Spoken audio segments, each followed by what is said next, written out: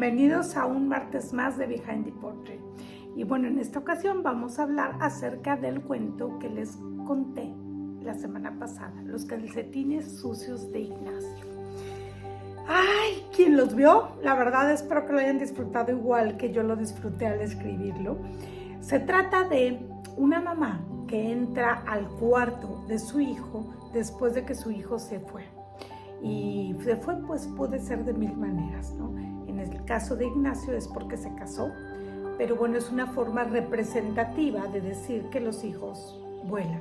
Y vuelan de diferentes maneras cuando se casan, cuando deciden vivir sus propias vidas, cuando pues emprenden una nueva vida de alguna manera que ya no pertenecen al hogar del que salieron, ¿no? Del que nosotros formamos. Entonces, ¿qué pasa en el cuento de los calcetines sucios de Ignacio?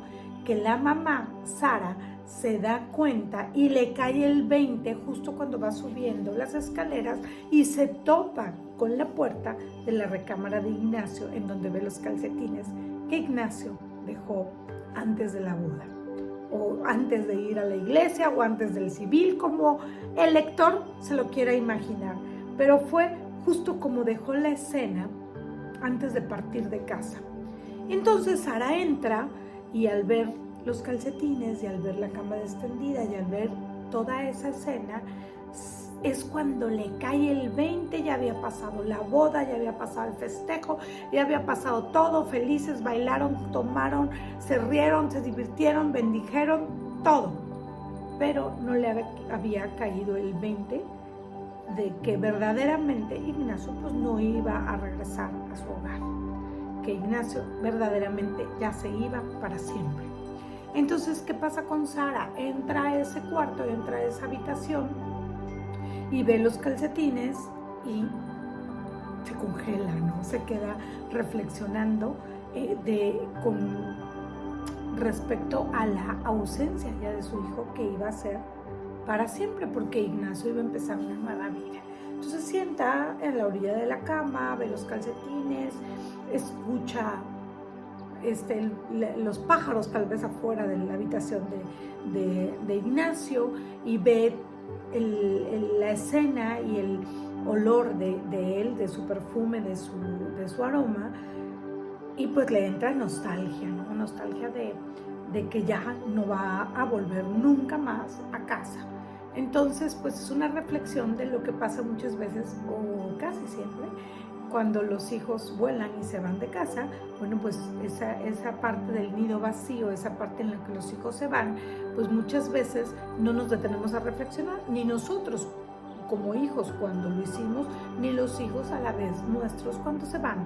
Entonces es una forma de como que de analizar un poquito, de detenerse un poquito a ver que pues sí, cuando es la ausencia, cuando llega la ausencia, cuando llega el momento de volar después de haber aprendido, al final del día para eso los educamos, para que vuelen y emprendan su propia vida, pero la parte de que te cae el 20 y de que dices, no, nunca más, es cuando verdaderamente haces análisis, y muchas veces, en muchas ocasiones entran muchos sentimientos encontrados de que estás feliz porque tu hijo o tu hija empezó una nueva vida, pero también está la parte de que pues ya tu vida útil de mamá, de educadora, de formadora, pues ya terminó, ¿no? O de papá también muchas veces, ¿no? Pero la mayor parte de las veces recae en la madre este sentimiento del nido vacío.